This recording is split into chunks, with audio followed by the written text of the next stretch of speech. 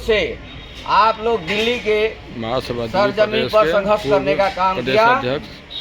उस संघर्ष के प्रदेश संयोजक श्री त्याग और बलिदान के समर्पण के भावना को मैं नमन करता हूं, प्रणाम करता हूं, हार्दिक अभिनंदन करता हूं। आप लोगों के बीच में समय समय पर आने का मौका मिलता है, लेकिन हम लोग जो उम्मीद करके आते हैं उस उम्मीद के हिसाब से हम विकास के रास्ते नहीं पहुंच पाते हैं। आज मेरे मन में एक संकल्प है, आप लोग दुख की बात नहीं मानिएगा। मैं आपके समाज में, अपने परिवार के बीच में एक आपसे आशीर्वाद लेना चाहता हूं कि जब भी हम आपके अपने परिवार के बीच में आएंगे तो आप ये माला और पाटिका से हमें सम्मानित नहीं करेंगे। मैं आज इस प्रांगण में सबसे मैं निवेदन करके ये आपसे आशीर्वाद लेना चाहता हूँ, वचन लेना चाहता हूँ। मैं सम्मान पुष्प अर्पित से हम लेना नहीं चाहते। मेरे नेतृत्व में अखिल भारतीय चंद्रवंशी महासभा के द्वारा सामूहिक शादी विवाह नागलोई में हुआ। वो संकल्प था, विषय वस्तु नहीं था, समाज का संकल्प। समाज कैसे विकास के रास्ते आएगा, विकास के लिए पैसा चाहिए, धन चाहिए, और उस धन के माध्यम से हम रास्ते निकाल लेंगे। अगर ये पुष्पहार आया है तो पैसा लगता है, ये कार्यक्रम होता है तो रुपया लगता है। वो रुपया कहाँ से आता है? आप सभी, हम सभी के कमाई के ही अंश दान हम देते हैं तो ये कार्यक्रम होता है। और कार्यक्रम होता है, सिद्धांत विहीन हम रास्ते अपना लेते हैं। क्या वो सिद्धांत नहीं होना चाहिए जो सामूहिक विवाह होना चाहिए? आज 5-6 केस जो है दहेज के मामला में है। लड़कियां कहीं मारी गई है और कहीं लड़के फांसी पर लड़के हुए। कभी दर्द नहीं होता है आप लोगों को? दिल से पूछो, वो परिवार जो उजड़ गया उसके दिल में क्या गुजरता है? आप लाखों रुपया लगा करके दहेज देते हैं और दहेज के मामले में बाद में क्या आता है? झगड़े आते हैं। उसके पीछे गहराई में अगर हम जाते हैं तो दहेज का लेन देन का झगड़ा होता है। वो व्यक्ति मारा किस लिए जाता है? पैसे का उगाही के लेकर के होता है।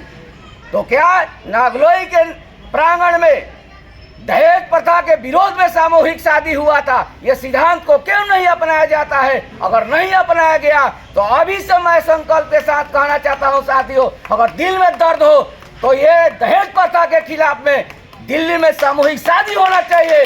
एक बार आप चिन्हित कीजिए, हर एक क्षेत्र में घूमिए और घूम करके लड़की का और लड़की का और लड़का का डाटा तैयार कीजिए और फिर संगठन के जो मुखिया है उनके यहाँ आवेदन दीजिए। उस आवेदन पर कार्रवाई होगा और उस कार्रवाई के आधार पर आप क्या चिंता करते हैं? गरीब बनना चाहते हैं? आप हाथ उठाइए तो कितने लोग गरीब बनकर रहना चाहते हैं? आप हाथ उठाइए कि कितने परिवार आप गरीब बन करके रहना चाहते हैं? कभी आपने चीता एक भी हाथ नहीं उठा। सभी लोग संपन्न बनना चाहते हैं, लेकिन काम क्या होता है हमारा समाज के द्वारा? गरीब बनने के लिए होता है। तो क्या ये अच्छा है? आप संगठन के माध्यम से इकट्ठा होते हैं, आप समय निकाल करके यहाँ आते हैं, पैसा लगता है, समय बर्बाद होता है। आप क्या जानते हैं, आज दिन भर आप समय निकालते, कहीं भी काम करते, 100, 200, 500, 1000 कमाते। ये दर्द है। समाज सोचे। आज मैं संकल्प लिया हूँ कि जब तक इस मार्ग पर आप लोग नहीं चलेंगे, आप हमको फूल माला से सम्मानित नहीं करेंगे। ये बात मैं आपके बीच में संकल्प के साथ करता हूं। आप साल में एक बार सामूहिक शादी विवाह का आयोजन कीजिए।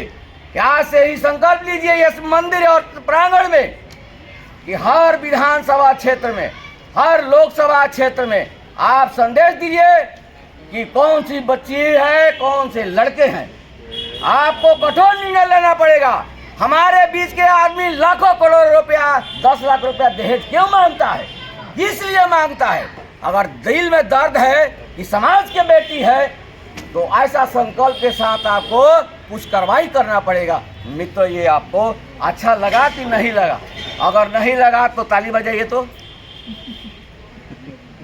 अगर अच्छा लगा तो ताली बजाइए।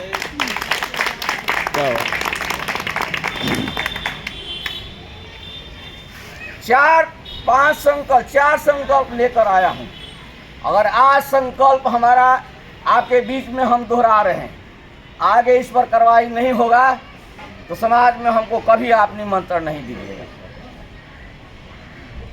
पहला संकल्प है संगठन का विलय। देश की राजधानी दिल्ली है और बिहार और झारखंड अन्य प्रदेश राज्य से सभी राष्ट्रीय नेता यहाँ पर आते हैं और रामनिवास चंद्रवंशी शंभू जी तमाम लोगों को याद करते हैं। हम लोग जाते हैं, उनका सम्मान भी करते हैं। बदले में दिल्ली के लोगों को क्या मिला? कुछ नहीं मिला है मित्रों। हम उन नेताओं को कहना चाहते हैं कि अखिल भारतीय चंद्रवंशी महासभा और अन्य जो संगठन है, दिल्ली के लोग एक हो जाएं और ये आने वाला जो विधानसभा है इस पर कुछ चिंता करिए। आप बैठिए, सभा बैठी उठ के आगे, नीले तले दीप बहु जागे।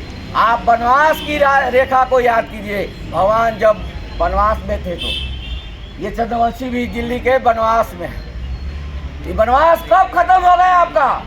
जब आप दिल की गहराई से संगठन एक हो जाओ, समाज एक हो जाओ दिल्ली का, तब जाकर के आपका विकास का रास्ता खुलेगा। ये मैं कहना चाहता हूँ।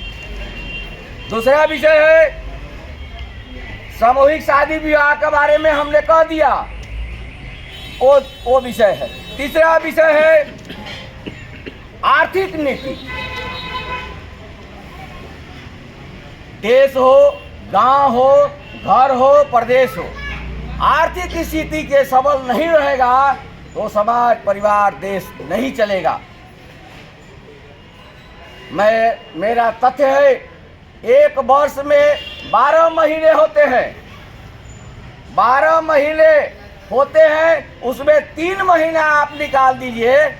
तो सभा से पूछना चाहता हूं कितना महीना बचा भैया? 2 महीना। और पीछे कोई बोले 12 महीने में 3 महीना माइनस कर दिया, इक्वल टू व्हाट इज? 9 महीना। 9 महीना। मुझे लगता है कि आप गहराई से चिंता कीजिए। मैं आर्थिक नीति पर बोल रहा हूं। 3 महीना जो होता है बरसात का होता है मित्रों। 12 महीना में 3 महीना बरसात का होता है। अगर बारिश नहीं होगा, न पेड़ पौधा होगा, न फल होगा, न वृक्ष होगा, न आपका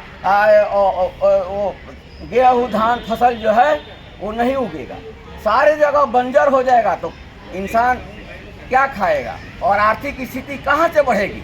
इसलिए 9 महीने का कोई वैल्यू नहीं है, 3 महीने का वैल्यू है 12 महीना में। इसलिए आपसे कहना चाहता हूँ, ये 3 महीना का रखवाली आर्थिक नीति है। ये हमारा आर्थिक नीति पर चिंता है। आप आर्थिक नीति से आप ऐसा काज कीजिए जो आर्थिक नीति हमारा मजबूत हो। आप दहेज के मामले में हम क्या हमारा कहना है, आप सबल बनिए, सामूहिक शादी की ओर बढ़िएगा, आपका पैसा बचेगा। आप IAS और तमाम शिक्षा नीति में आगे बढ़िएगा, आपकी गिनती होगी, हमारे समाज का रौनक बढ़ेगा। सामुदायिक भवन, अरे मित्रों, जब पैसा नहीं है, रुपया नहीं है, तो सामुदायिक भवन आपका कैसे बनेगा? हमेशा इस बात का चिंता आप करते हैं, लेकिन समर्पण के भावना से आप ठोस नीति नहीं बनाते हैं, कानून विधि व्यवस्था नहीं बनाते। इसलिए सामुदायिक भवन आज तक नहीं बना। आप यहाँ पर इकट्ठा हुए हैं तो सामुदायिक भवन बनाने के लिए नीति निर्धारित कीजिए। ये नीति निर्धारित में यही नीति होगा कि दिल्ली के तमाम जो संगठन है एक मंच पर बैठिए और बैठ करके चिंता कीजिए कि आगे कार्रवाई कैसे होगी। अगला विषय है आरक्षण नीति। ये समाज इकट्ठा है। ये संख्या जो दिखाई दे रही है छोटा संख्या नहीं है, बहुत बड़ी संख्या है। आपसे प्रश्न मेरा है, आरक्षण किनको नहीं चाहिए? हाथ उठाइए।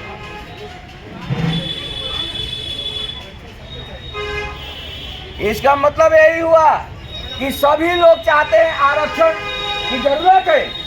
अगर हमारा परिवार समाज पीछे के इतिहास में गांव में आप जाइए, अखिल भारतीय चंद्रवंशी महासभा का मुझे लगता है कि मेरा उम्र 15 वर्ष का था। अखिल भारतीय चंद्रवंशी महासभा का चंदेश्वर बाबू का आरा में सम्मेलन हुआ। हम लोग आरा के पूरे जिले में हमारा संवाद चलते रहा, घूम करके बहुत बड़ा सम्मेलन हुआ अखिल भारतीय चंद्रवंशी महासभा का।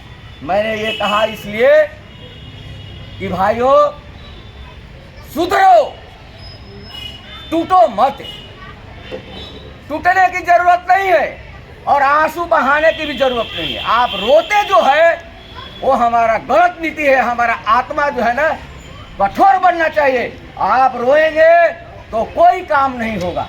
आपके आंख में आक्रोश होना चाहिए। आक्रोश समाज का सुधार के लिए होना चाहिए, समाज को सबल बनाने के लिए होना चाहिए। इसलिए आरक्षण का नीति सर्वोपरि है। और दिल्ली में अगर बिहार के अंदर अति पिछड़ा वर्ग का लाभ मिलता है समाज का, तो आप सोचते हैं कितने लोगों का विकास हुआ। आप धरना प्रदर्शन के माध्यम से दिल्ली में भी आयोजन कीजिए, जंतर मंतर पर। जो अति पिछड़ा का जो कानून है दिल्ली में भी लागू होना चाहिए, पूरे राष्ट्र में लागू होना चाहिए अति पिछड़ा वर्ग में हम लोगों को जाने के, जिससे हमारे समाज को राष्ट्रीय नीति के तहत लाभ मिलेगा।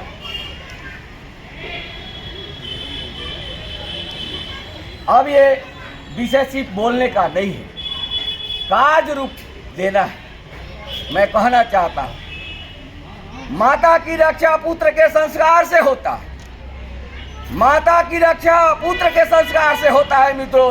क्यों? जो हमारी माँ अगर हमको जन्म दे रखी है तो हम ये संस्कार करेंगे, अच्छी सद्बुद्धि के कार्य करेंगे तो उसका हमारा रक्षा होगा। मातृभूमि की तलवार, मातृभूमि की रक्षा सैनिक के तलवार से होता है। एक मित्र हमारे सैनिक यहाँ उपस्थित है। अगर हमारा सैनिक बॉर्डर पर खड़ा है, अगर वो तलवार रख देगा देश गुलाम हो जाएगा, दुश्मन हाजिर हो जाएगा।